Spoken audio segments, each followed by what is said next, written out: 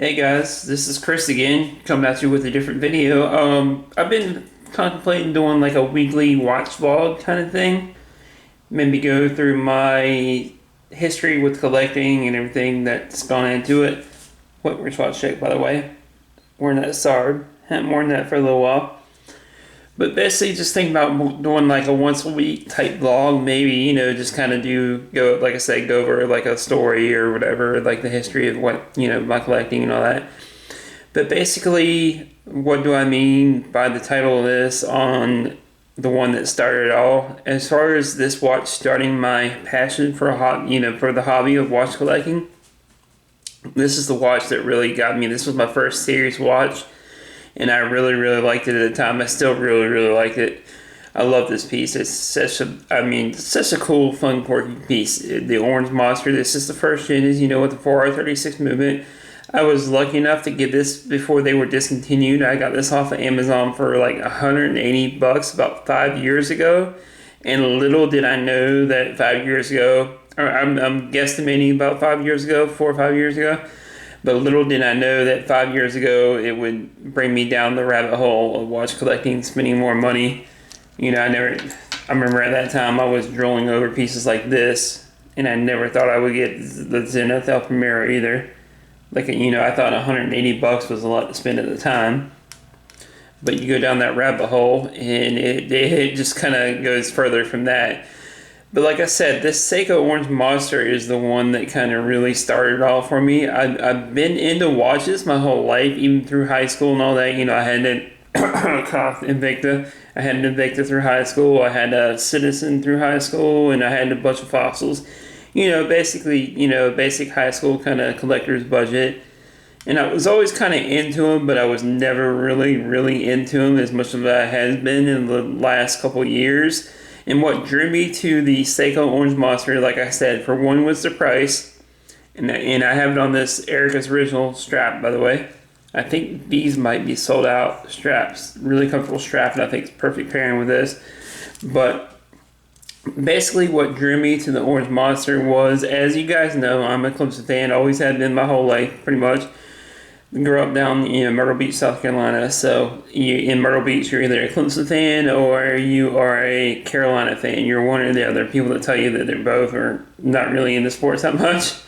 But basically, that's kind of one of the things that drew me to this was the orange, because, like I said, as a Clemson fan, I wear a lot of orange. And also, what drew me to this was, Watch You Seek. I've been on Watch You Seek that long, probably about 6-7 years. I've been browsing Watch You Seek, posting all that. But I remember reading that these were going out of, these were going to be discontinued, and to pick them up then. And actually, like I said, I lucked out. I picked this up for $180, and I could go ahead and flip it, but I really don't want to, because I know I could probably get $300 or $400 or more out of it now, because they don't make these anymore. But again, like I said, this is a lot of sentimental value to it, because it's my first real serious piece, I guess you could say. And also another thing that turned me on to this orange was the Doxa. I remember, I just recently finally got a Doxa. I got this Clive Cussler version, the Sub 300T.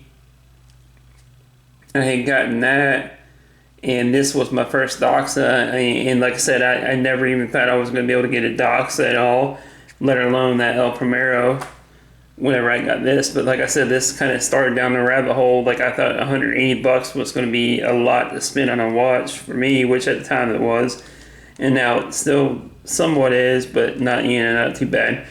But like I said, that's what kind of drew me to that, because I wanted that Doxa, but at the same time I couldn't really afford the Doxa at the time. So I ended up getting the Orange Monster. And like I said, this is definitely the one that started it all, getting me seriously into the rabbit hole of watch collecting. This thing is definitely a beast. I mean, that Orange Monster, like, you guys know how it is. They get the Orange Monster, the Black Monster, and then you got some of the updated versions. I might be kind of biased, but my favorite one is the first gen Orange Monster. And like I said, like I even remember thinking that $300 or $400 like on this SARB would be a lot to collect, or to buy. But now your thoughts and opinions change once you get in the hobby, and you see And you're also, besides your own opinions and all that, your tastes change as a collector also. Like, I've mainly been into divers, especially since this one. I've mainly really been only mainly into divers, and I never even thought I would get a Seamaster. I won this one since watching the James Bond movie, you know, 007, watching him on GoldenEye. Of course, this isn't that same exact reference number, but this is definitely a watch that looks similar to it. But I remember wanting this one, and I never thought I'd be able to get this one. But like I said, it's just like goes to show you that just have patience. You know, it might take a couple of years. In my case, like in my case, 5-6 years. But your taste change, your money situation changes, whatever else. You know, just take your time, have fun, enjoy the hobby. Like I said, this is definitely the one that started it all for me. It's just one that kind of got me into that rabbit hole of collecting.